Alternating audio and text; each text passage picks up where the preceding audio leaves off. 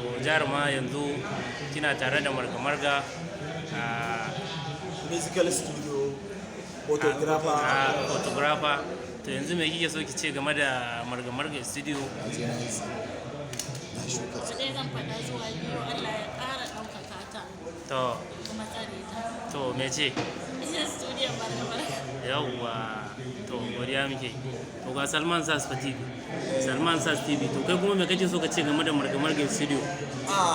Marga studio kamfani ne ɗaya tamkar da goma kamfani da muke ji da shi a gaba ɗaya jihar Kano. Wanda ni dai gaskiya a Najeriya ma gaba ɗaya ni ba inda nake ji da shi kamar marga photo studio. Yawwa, wannan shine abin da nake so. Idan ni ban ga wani hoto ko wani bidiyo da yake burge ni kamar bidiyon na a ce daga marga photo studio aka yi. Saboda marga photo studio in ka ga hoto kamar ka kira shi ya amsa. Dan inda ƙarfi ma zai iya amsa. Gaskiya ne, to muna godiya. To muna tare da uzun arewa ce.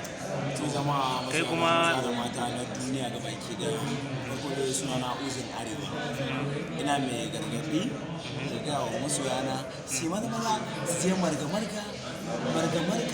studio photographer ne ya iya ɗaukan bidiyo ya iya ɗaukan hoto don haka idan ya ma hoto wallahi gani za ka yi na kasan a Switzerland aka je aka hoton nan yau ko akan layi aka je aka hoton nan to inda marga ne ya ɗauke shi to za ka ga kamar a Dubai aka wannan hoton to don haka ina roƙon ku musu wana maza da mata don Allah annabi ku garzaya marga studio Gaskiya ne. da ke tsallaken bypass To, indo da ke nan ko ba haka bane haka ne.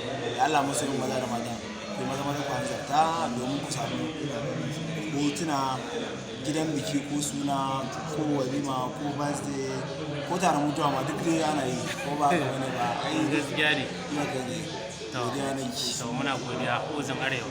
To, salamu alaikum. Suna da farko? sai san barka sai gobe Allah ya tabbatar da kai Allah ya albarkaci wajenka mun gani amma sai ya sa su wani da ke Gaskiya ne, muna godiya. To ga ragowar jama'a dai lokaci ba zai yi mana ba, amma dai za mu dan nuna muku fuskokinsu. Duk jarumai ne ga sunan suna zaune, duk jarumai ne na kamfanin Salman Sas TV. Ga nan ana dan wani dan mitin haka. To Ana gani san me alamun da yake jira. Kowa a yankin